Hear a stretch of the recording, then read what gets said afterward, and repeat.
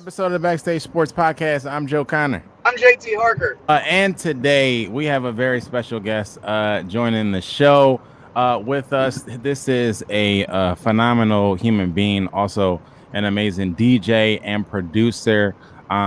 You might know him as Chase or Chase Flow or DJ Chase. Chase, welcome to the show, baby. What's good? What's up? What's up, man? I love that intro, man. That was beautiful. Thank you. Yeah, man. How's everything going with you? I know you were just down in Santa Monica doing a DJing, doing something down there, and you were telling me that you were headed to Arizona next, right? So what's the situation? So I'm just doing a little run, but yeah, I was doing something out there.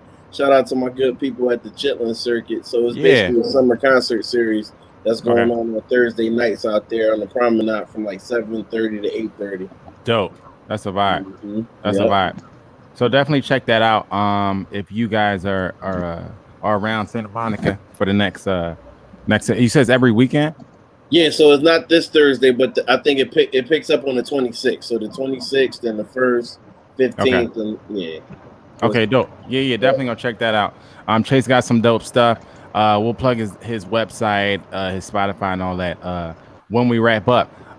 But first and foremost, we're gonna get into some NBA playoffs.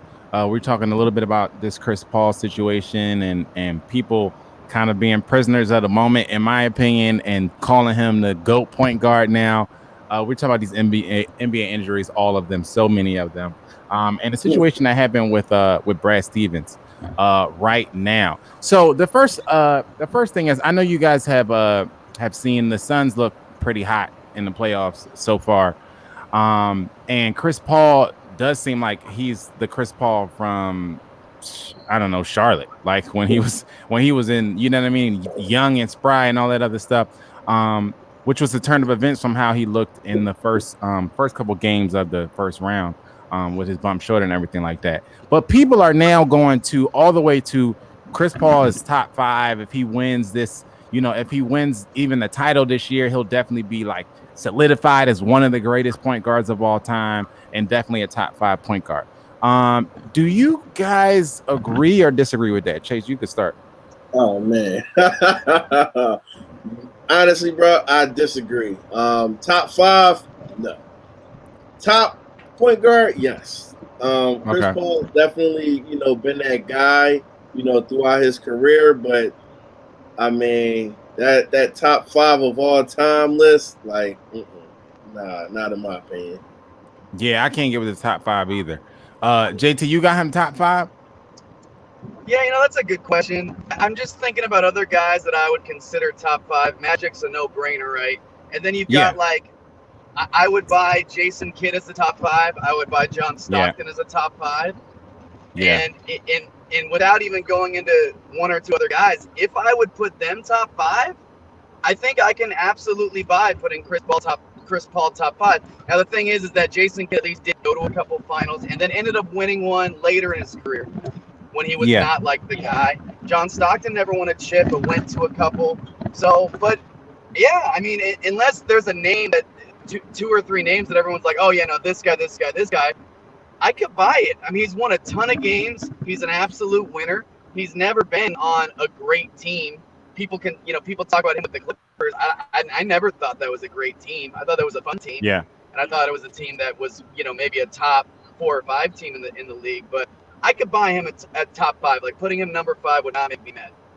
I think the issue is when people do these lists and they do their top 5 and they do their top 10 or whatever, they try to put more than 5 and 10 in the top, and they forget to realize that it means 5 people. So for me, I respect Chris Paul, but he can't be top 5 to me because I can name you 5 people who I don't even think that anyone can argue against, right? So I got Magic, that's one person, right? I got Steph Curry, that's another person. I got Isaiah Thomas, that's another person. I got Allen Iverson, that's another person. I have Gary Payton that I will put before him. That's 5 people right there. I didn't get to Jason Kidd yet. That's 6 people. I can kind of. I mean, you got Nate Archibald. I mean, you got Oscar Robertson. I mean, you got like so many different people. So top 5, like, it's just for me. I can get to 5 easily before I feel like I have to mention Chris Paul. But when you look at those resumes too, like they've all won more than him. He's never even been to a final. You got Gary Payton, who's got a championship. Allen Iverson's been to the finals. Obviously, Steph Curry, Isaiah Thomas. But you're saying what you said before was if he wins a chip this year. If he wins a chip, now he's got a ring, and some of those guys don't. So that's where I go. That's why I'm saying, like, if you told me I think Chris Paul is better than Jason Kidd, and I'm a huge Jason Kidd fan, I could buy that there's a good argument for that. And same thing with Gary Payton, who also doesn't have a ring, who I'm also was a huge fan of. That's why I can buy slipping in the 5. But again, Chase just brought up some names. You brought up some names. Steph Curry, Oscar Robertson. Yeah. And Allen Iverson, if we put him as a point guard, yeah, for sure. I kind of consider him like a scoring guard. I consider him a 2 guard, even though he was a point. Yeah. I do too, but he's he's technically a point guard, so you got to put him up there. And so for me, I don't know. I rate Chris Paul pretty highly, but I think that people have gotten into the prisoner of the moment situation and the hot take vibe that we like to do in today's sports cycle and podcast cycle and all of that other stuff right now. The other tidbit that I think that is kind of being washed away in all of this is, as much as I respect what the Suns are doing and their little, their little Cinderella ride that they're going on, the Suns are basically, to me, just taking advantage of injured teams. And the Suns are in this new iteration of Hunger Games NBA basketball, where, like, if you're just the last team standing, it's because you didn't die. It's because one of your 2 star players didn't go out, or you just have the healthier team. And so far, in the matchups that they've had, they're just healthy to me. So I don't even contribute as much as I appreciate what Chris Paul is doing in these series. They just are the healthier team, even in the series that they're in now versus versus Denver. Like, they're just a healthier team. They were the healthier team against the Lakers. And I don't know if they get to the Clippers. I don't know that I would pick them to win. Yeah, I mean, it's a part of the story, but that it's happened so many times, and a lot of them we don't even really hear about because the injury or guys not being 100%, that they played, but they were 50%, but they were still out there because they had to be out there. There's all sorts of stories like that. Your boy LeBron has been on the winning end of some of those. We saw Kawhi Leonard win a chip in Toronto because Klay Thompson died, and then Kevin Durant died. Everybody died, and suspensions happen. But yeah, I mean, they finished second, and we were all saying, I was one of them, man, are they really, the Jazz and the Suns, are they for real number 1 and 2 seed? Nah, they're good. But look, 1 and 2 seed, yes, they're healthier than everybody else, but sometimes that's what it takes. Everybody else dies, and you win. You get a sponsor, and you win. This is unprecedented, though. Let me read the list of superstars this harks back to the bubble and the shortened. The Lakers had less than 2 months as a turnaround. So did the Heat, right? And so that brings us to both of the finals teams from last year being bounced early. Why? Because of injuries, because of the short turnaround, not being able, going right back into the season, and them really not being being able to play themselves up to their full potential. Let me read the list of stars that have been injured and also missed games in this year's playoffs. LeBron James, Anthony Davis, Mike Conley, Donovan Mitchell, Joel Embiid, James Harden, Kyrie Irving, Jaylen Brown, Jamal Murray. That's literally somebody from every playoff team except for the Clippers and the Suns. So this is my point. So this is not a precedent. Every year there's somebody, like JT said, who's nicked, or somebody who, is not 100. No one's 100% at the end. But this is literally every team, outside of, the Knicks really early on, the Knicks on the left coast, the Knicks, and then you have the Bucks that had been pretty healthy. But outside of them, every other team in the playoff has an injured superstar or a significant player who has missed time. So to me, it's not just your typical year of like, yeah, some guys are injured. It's like, no, if the Suns make it to the conference finals, it's because in both of their first series, these one of the two stars of the teams was injured or gone. Maybe. So I think that's not a small thing. Or maybe they would have just beat the Lakers even with AD. Maybe they're better. I mean, again, I doubt that. So did the odds makers. But we'll never know. But what we do know is that they didn't play a full strength Lakers team. They're not playing a full strength Denver team. And even if they get to the Utah Jazz, they won't be playing a full strength Utah Jazz team. If they, what I'm saying, if the Jazz end up beating the Clippers, which that series is knotted up, but unless they get the Clippers, they will literally have played every round where their other team's best players were missing. So we got to take that into account too. You know what I mean? That's true. That's true. Oh, for sure. It's funny with everything going on with the Nets. Like, Joe, I picked the Nets to win it all before they got Harden. But before they had Harden, they had a stacked roster. They had a lot of good role players. So then they lose them. Now Harden's out. I guess he's going to try to go this next game, but he's not really ready. And Kyrie's out. I don't think they're going to get out of that series with no Kyrie and a Harden who really shouldn't be out there. They're not going. They can't. Kevin Durant's not going to beat that team by himself. That's a atrocious starting five they have in New Jersey without Kyrie and Harden. I know, because they're top heavy. Yeah, and dude, you know what? I'm gonna say this right now. If they go down, my new pick to win it all is Milwaukee. I think really. I mean, Philly's getting all they can handle from Atlanta. Right. And, but Philly has an injured Joel Embiid, who's always injured. They do, but is he going to be 100? Like, I don't know. Like, no. I think the Bucks are kind of like the Suns and the Jazz in the East and Atlanta to an extent. But the difference with the Bucks is not only are they healthy, but they're 2-3 all-stars, legit all-stars are healthy.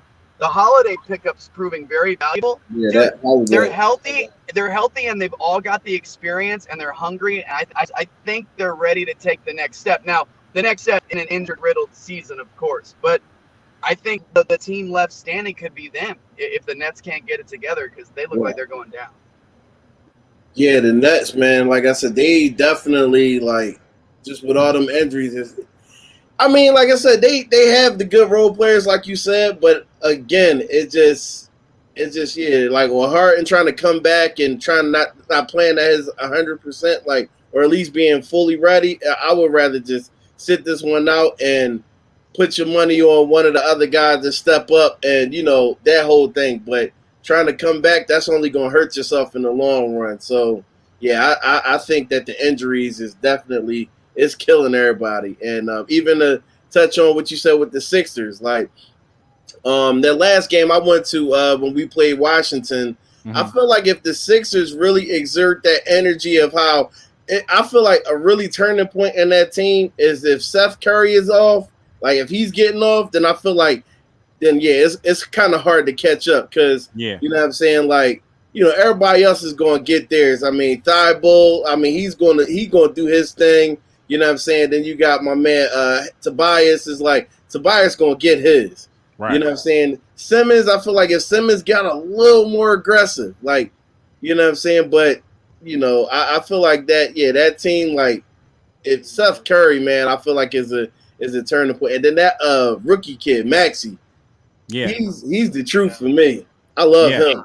I think the Sixers are turning the corner, but I think that their Achilles heel is their star player, which is Joel Embiid. And I think if Joel Embiid has to miss a game or he's injured and he's not 100%, I think they're going to lose because this is the Hunger Games, right? So it seems like every round is just the survival of the fittest team. And I feel like at this point in that series, it's Atlanta. And I don't like them, if Joel Embiid can't go or he's hobbled, I don't trust Ben Simmons to make up for the scoring. I don't trust Harris or anybody, because he's not really been consistent. That's not the story of his career.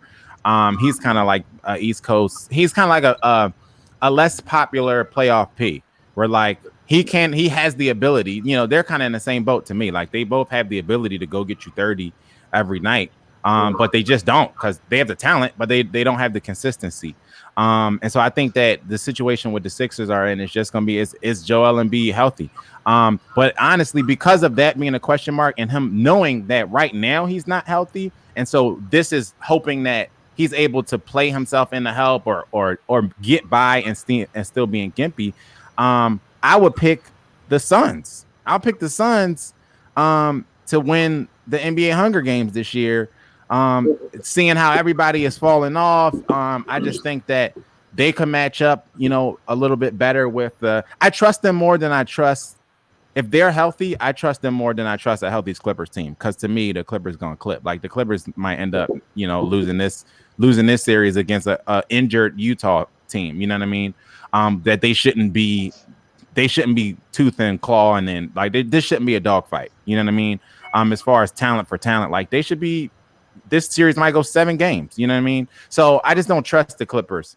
And the Suns have looked like, the Suns do what they're supposed to do. They show up. They're gonna play together. They're gonna play hard. And if you're injured, they're just gonna play their game. And then most of the time they have a well-rounded enough roster. I was gonna say, like, you've got an athletic big man there. You've got other guys that can shoot and score. And Chris Paul turning back the clock like this and being he looks 100%. Yeah. And with a 100% Chris Paul and a Devin Booker, who we already knew, we all agreed was like a star that was just playing Phoenix and was kind of coming into his own. But dude, that kid's been clutch since he came into the league, and now he's showing it on the big stage. Like those two dialed in with that cast that they have there, it's pretty nasty. It's pretty nasty. It's just it all, to me, it hinges on Chris Paul being healthy. And if he is, I can see him being anybody. Yeah, me too. I don't see unless there's a setback with his shoulder or something like that. I trust them, especially when you talk about them maybe playing. Let's say the Clippers break it through this Utah series and they play Phoenix. The Clippers are the most inconsistent team in this playoffs, and they got lucky. They went down to 0-2 again in this series. And I just think the odds are against them in coming back, because no team has ever come back from starting 2-0 in both their first and second series. And so I just don't, to me, it's a mental thing. I don't know what's happening with them, but Pandemic P is here. Playoff P is one day. The next day is Pandemic P. And they're just not a good clutch time team either. Whereas Chris Paul is actually excellent in the clutch. I trust his decision making and everything like that. The Paul George thing is real, man. Like, it's real. It's happened so many times. You can't. He might have a good game here, but if you're going one good game, one bad game, you're not a playoff performer. You're not a championship level performer. And like I said, I don't have anything against Paul George, but man, it's just happened too many times. Yeah. Paul chokes like he does best. I feel like, I mean, he's that guy up until the end, and then it's just like he's been defeated so many times. I feel like he'll get you there, but then it's just like no. Right. So, another prisoner of the moment statement that I felt was made by an NBA analyst was Stephen A. Smith saying that Donovan Mitchell is now the best Jazz player ever. Do you agree or disagree with this? Can you curse on here or no? Yes, let it out. First of all, Stephen A. Smith is a dick eater. That's a fact, and a dickhead. Yeah, I'm gonna say that. But I would say best player ever? No. Maybe in the top 5. I would definitely put him in the top 5 best ever.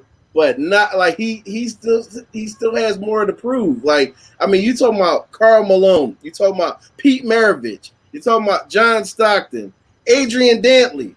Them just 4. Like, I would maybe throw him in there if he, fits in and he gets his weight up and he continues to do, because he's showing that he's a great, but the greatest ever. Like, come on, like, don't disrespect the mailman like that. Yeah, that's tough. Like, okay. This is a big thing. Max Kellerman used to talk about this when he used to have the show with Marcellus. What's the guy? Yeah, Marcellus. So I used to listen to that radio show all the time. Yeah, me too. Max used to talk a lot about the window, right? So okay, if we're talking about the greatest of all time, or we're talking about top 5 any position, whatever we're talking about, are we talking about does it have to be for a length of time, or can it be for a window of time, right? And there was a time when Tracy McGrady may have been for a 1-year span or a 2-year span the best player on the planet, but he's never going to get in anyone's top 10 to 20 greatest. Point being, if it's for a window of time, he's pretty damn good. But John Stockton at one point was considered the best point guard in the league. The mailman was the best power forward in the league. Donovan Mitchell's really good, but where are we putting him at for his position in the league right now? 5th? Right. I mean, he's great, but we can't put him. There's just no comparison. If you're the best at your position right now, I can maybe buy people saying, okay, maybe he's top 5 all time based on what he's doing right now, but he's not even considered top 4 or 5 at a position in the league. So I mean, at least I don't put him. I just think it's just premature. I think we got to slow down with these hot takes. As soon as we see somebody have a great playoff game, they're like, he's the next LeBron, he's the next this, he's the next Jordan, and it's like we got to slow down. First of all, Karl Malone actually played for the Utah Jazz. So in case Stephen A forgot about that, Karl Malone was there. He didn't win any championships, but he at least took that team to the finals. He lost to what some people say is arguably the greatest player of all time. So Donovan Mitchell hasn't even done that. Donovan Mitchell hasn't even gotten to a final. We talking about 14-time All-Star and Karl Malone versus 2. We talking about a 2-time season MVP versus none. We talking about 11 all NBA first team appearances versus none for Donovan Mitchell. So I mean, it's just like slow down, y'all. Slow down. Karl Malone was all defensive team 3 times. So it's just like we're also talking about a guy that was no argument. No one had an argument for it. Was considered the best power forward of all time. Until Tim Duncan was coming in at the end of his career. And Tim Duncan was literally a center. The only reason he played power forward was because they already had David Robinson. Right. So they just rather put him at the 4. But if not, he would have been a center his entire career. So it took a guy completely changing the position, literally, him and Kevin Garnett, to come in to even fuck with, because he was so far ahead of everybody was scoring. It was insane. Right. So that's way premature. We do this thing where we can't wait to throw somebody in a conversation. If Trae Young comes out and has a great game, he's the next Steph Curry. He's Steph Curry right now.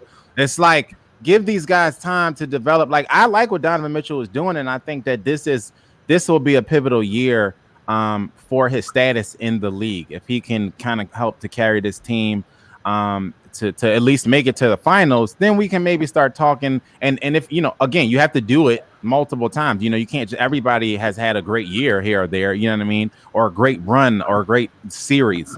But being considered top this or top that is about consistency and longevity. You know what I mean? Because anybody can have a great basketball game or a great couple of games. You know what I mean? So we got to wait and let Donovan see if is Donovan going to be back here dropping 30 and 40 a game next season, and then the season after that, and then the season after that, because Karl Malone is in top 10 all-time scoring in the NBA on that list. He might be top 5. I think he definitely top 5, because it was like somebody was like passing his scoring title. I think LeBron passed him like a little while ago, and I think he's like up there. What wasn't Karl Malone when he retired? He was either first or second. He was up, He was up there because it was Kareem, and then it was like him. So he's got to be top 5. Jordan, I think. Yeah. I think I'm gonna try to look it up, but I'm almost certain that he's second. He's second behind Kareem, and LeBron is right behind him. That's top 3 all time. It's Kareem, Karl, and LeBron. So we talking about a guy who's second all time in NBA scoring. Second. And we're trying to put Donovan Mitchell there. It's like we just gotta slow down, guys.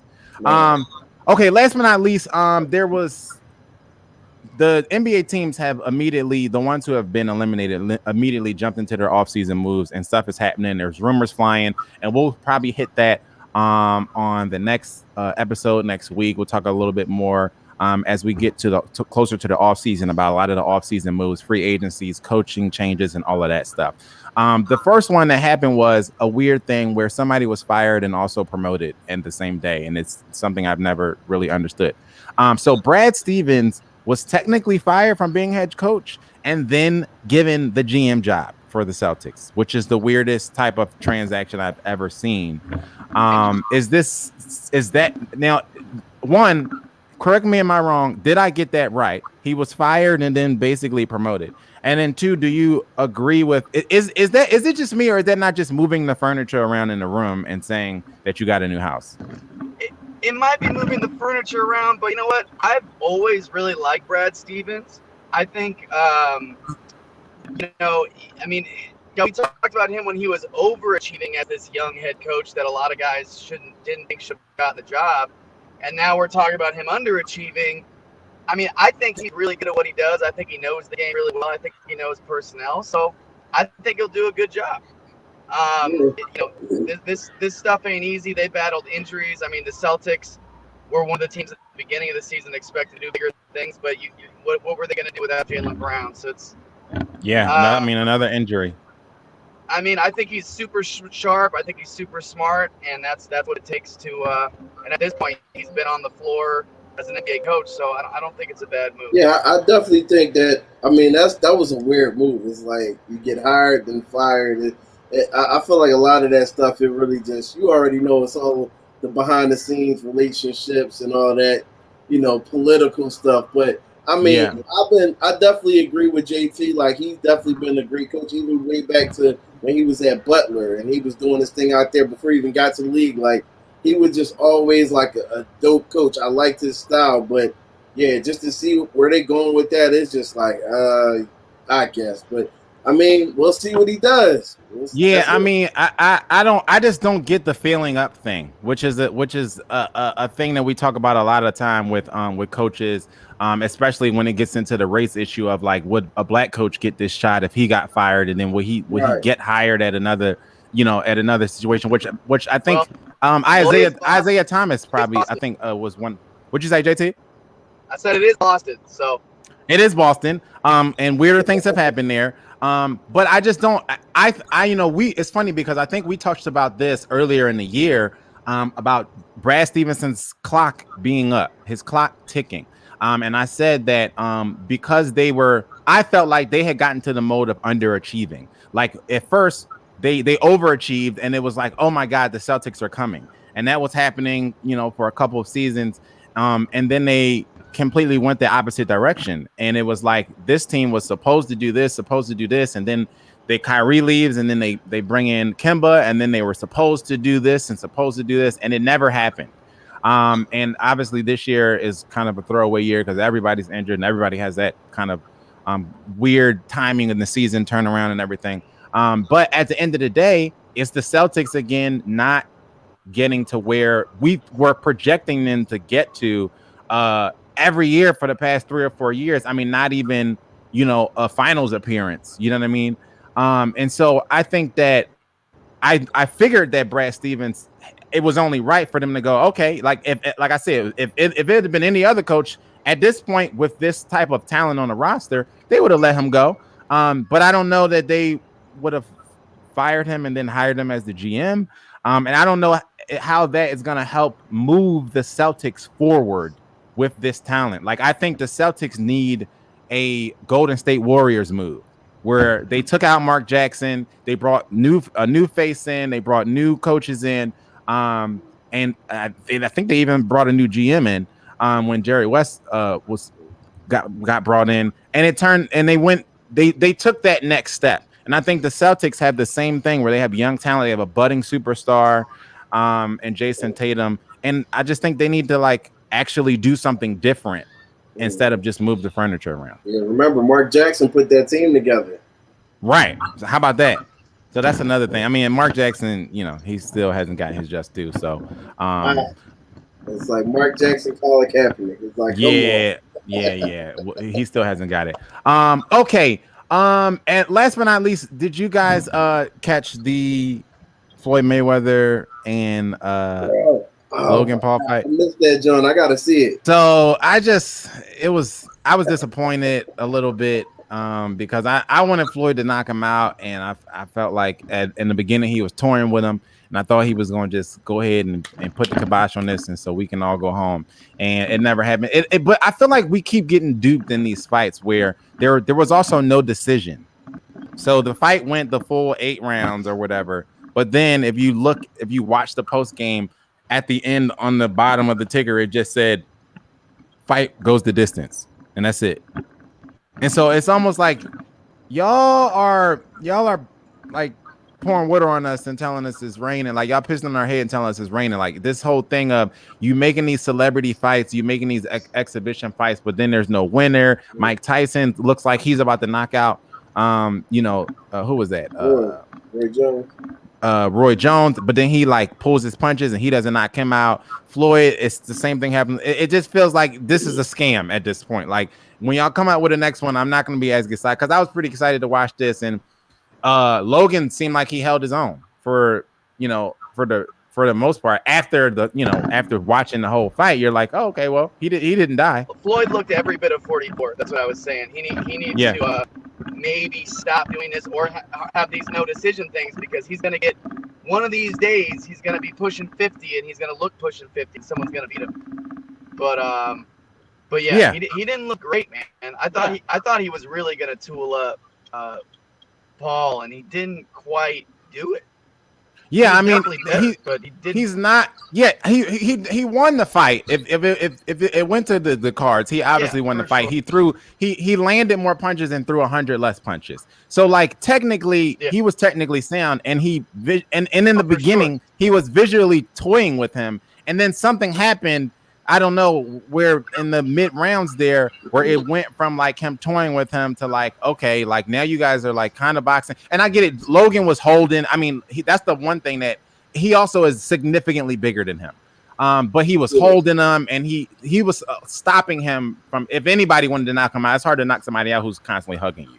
So I understand that part too. Of him, are you fighting somebody who's twice your size, twice your weight, and he's constantly just hugging you?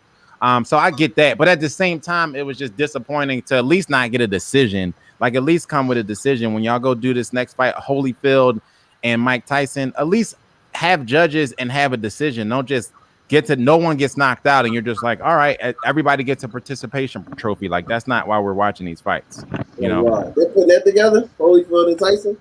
Yeah, it's done. It's happening in Miami. I think this fall or end of the summer. Better cover those ears. Yeah, right. Better cover those ears. I'm trying to see somebody get knocked out like Ocho Cinco and Nate Robinson. How about that? That's what I'm saying. Like I want to see if these celebrity fights they're going to be dumb enough to get in the ring, then let them get knocked out. Don't they grown ass men? You know what I'm saying? We don't need to cape for these dudes. Let them get knocked out. Okay, Chase, thank you so much for joining the show today. Please tell the people where they can follow and support anything you got coming up. Oh yeah, man. So like I said, you can follow me at GoChaseFlow, GoChaseFlow.com, the website. July 3rd, if you're in Philly, we're doing a producer showcase, July 3rd. So any producers that come across this, we're doing a beat battle called the Beatdown. Dope. So if you out there in Philly and you think you got it like that, hey, holla at us. And we're giving away money, the title. We getting the belt made, the championship belt. Yeah. And, so we doing some cool stuff. So yeah, that's July 3rd. Where's that gonna be at? That's gonna be at the old Tandem, which is now called Audio Boy Studios. Okay, dope. Yeah. So yeah. Okay, so check that out. Yeah, man. So we out here.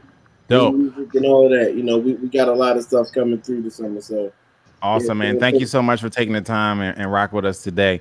Yeah. It's always good kicking it with you and talking with you. I'm at Joe Connor 33 on everything. Make sure that you like and subscribe on the YouTube. Follow us on all the platforms where you could follow. You could follow us on Spotify or iHeart if you get your podcast there, or Google Play, Apple Music, wherever you get your Apple Podcasts. Wherever you get your podcast, make sure you go give us a follow and subscribe to the YouTube channel. Also hit us up on social media, Instagram, Twitter, all of that stuff. Hit us up and let us know that you are there. At JT Harker for everything. July 2nd, the next single, All the Above, is coming out. Super pumped about it. And the shows are happening. We just had a great weekend out in Vegas a couple weekends ago. Another great weekend. Just played Huntington Beach on Sunday, which was a blast. So stuff's happening, man. But single July 2nd, and we got more coming after that. Yo, stuff's happening. Stay tuned to the Backstage Sports page and also me and JT's page for shows. The shows are happening. The world is opening and it's coming at you fast. Otherwise, as confirmed, the Part 2 Tiger Blood Tour is coming up in April, so look out for those dates. I post them on my page as well as on the Otherwise page. They're posted up. And we're going to be coming a little. People always ask me when I'm coming back to the East Coast. We're going to be a little getting closer to the East Coast. I know I got a show in Pittsburgh on there. This is in August, and a show in PA. It's not Philly, but it's not too far from Philly. So y'all check those dates and then holler at us. Thank you guys so much for watching and listening. This has been another episode of the Backstage Sports Podcast. Peace.